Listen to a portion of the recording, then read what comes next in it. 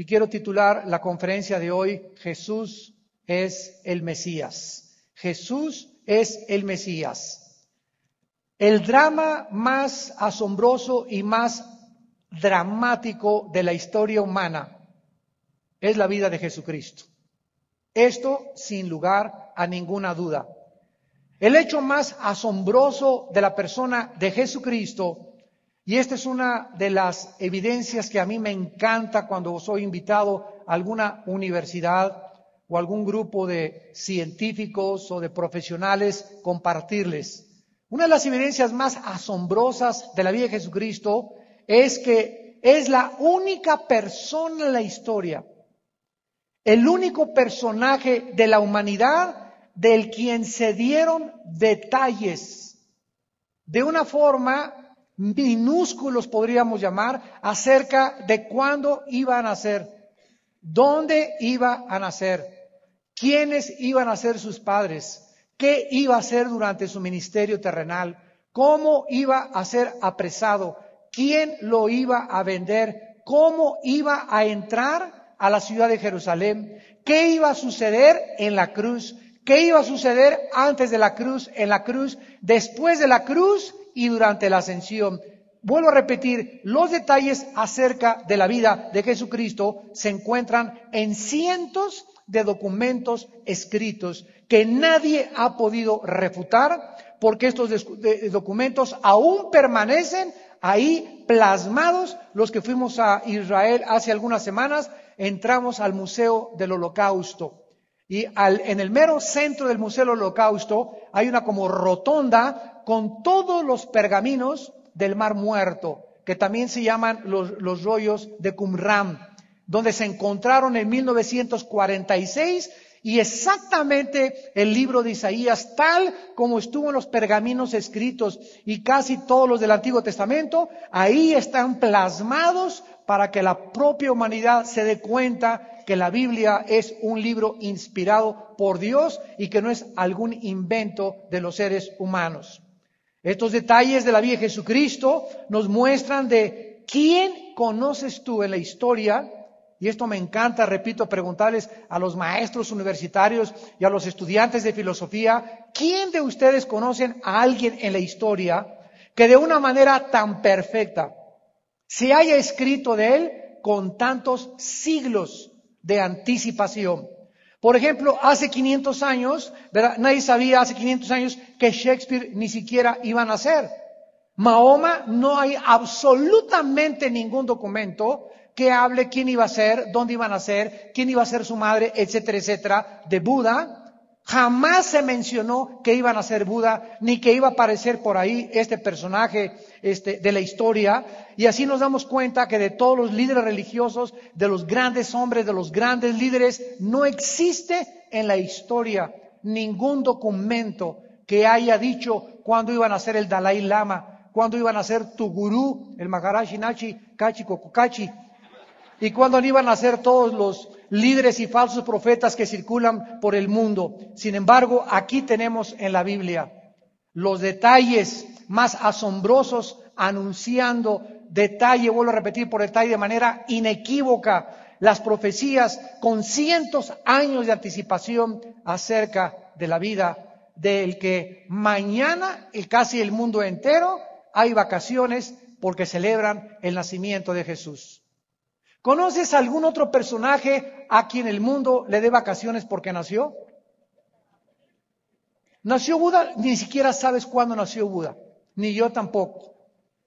Sé que nació en la ciudad de Medina, etcétera, etcétera, no sé la fecha, nadie sabe cuándo nació Mahoma, nadie sabe cuándo nació Hitler, cuándo nació Napoleón, cuándo nació el Dalai Lama, etcétera, etcétera, y mucho menos que se paralicen las actividades y que hay un espíritu en el mundo de jingle bells, noche de paz, y un espíritu como de melancolía que embarga el mundo, y un espíritu donde todo el mundo se siente casi obligado a dar algo a alguien, porque es la época de los regalos.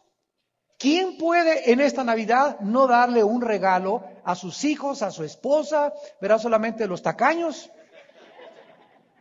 Pero entre nosotros, ¿verdad? A los pastores nos dan regalitos también. Ojalá que a la salida hay dos que tres por ahí.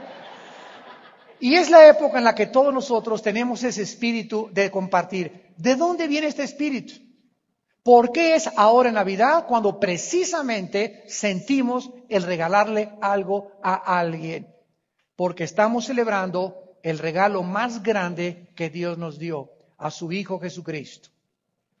Vemos en estos incidentes y en estas evidencias 4 grandes verdades, demostradas por este hecho maravilloso de las profecías cumplidas. Porque al analizar tanto el Antiguo Testamento como el Nuevo Testamento y poder darnos cuenta que ningún hombre jamás en la historia ha sido capaz de haber escrito estas profecías cumplidas al pie de la letra y enseñanzas acerca de Cristo, que tenemos que concluir de una forma inevitable 4 cosas. Número 1, que la Biblia no es hecha por humanos. Toda escritura, dice 2 Timoteo capítulo 3, es inspirada por Dios. ¿Qué significa esto? Que cuando el rey David estaba escribiendo el Salmo 22, Dios mío, ¿por qué me has desamparado? Las palabras que 1000 años después Jesucristo iba a mencionar cuando estaba agonizando, ¿quién se las puso a David? Repartieron mis ropas, echaron suerte sobre de ellas, mi corazón fue como la cera, veo a las gentes como animales, y comienza el Salmo 22 a describir la crucifixión 1000 años después. ¿Quién pudo decirle a Moisés, Génesis 3:15, que habría una semilla de una mujer? Espérenme un momento. Ahora que descubrimos el genoma humano, nos damos cuenta que la mujer no tiene semilla. La semilla la trae el hombre, que es el esperma. Entonces, ¿por qué dice Génesis 3:15 que de la semilla de la mujer iba a nacer un hombre que le daría en la cabeza a la semilla de Satanás? ¿Por qué? Porque estaba anunciándose antes de que se descubriera en 1860 por Mendel los principios de la genética. Ya la Biblia hablaba de que el nacimiento de Cristo, al decir la semilla de la mujer, que Cristo nacería virginalmente de una mujer. Los teólogos decían, ¿cómo puede una virgen tener un hijo? Porque es el momento en que tiene un hijo, pues ya no es virgen, ¿verdad?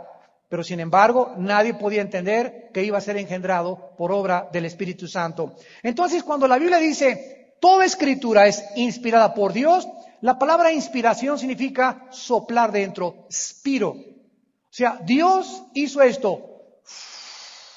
Sopló esos pensamientos para que David los escribiera. Sopló sus pensamientos para que Moisés los trasladara a los pergaminos. Sopló los pensamientos sobre Pablo, sobre Juan, sobre Santiago, sobre Lucas, sobre Marcos, etcétera, etcétera. Y lo que esos hombres estaban escribiendo, se juntaron los documentos que forman los 66 libros de la Biblia en un periodo de 1500 años. Vuelvo a repetir, la Biblia fue escrita en un periodo de 1500 años por más de 40 hombres, que unos eran pastores, otros profetas, otros campesinos, otros pescadores, y casi entre ellos ninguno se conoció.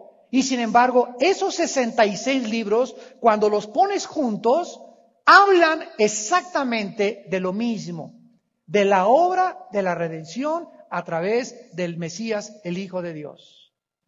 Una vez yo le pregunté a un señor que me fue a vender enciclopedias a la casa de ustedes, y me llegó la Ilíada, Homero, Herodoto, las obras del dramaturgo de Shakespeare, la mitología griega, etcétera, etcétera. Y le pregunté a este vendedor de enciclopedias, ¿de casualidad no tienes por ahí 2 o 3 libros que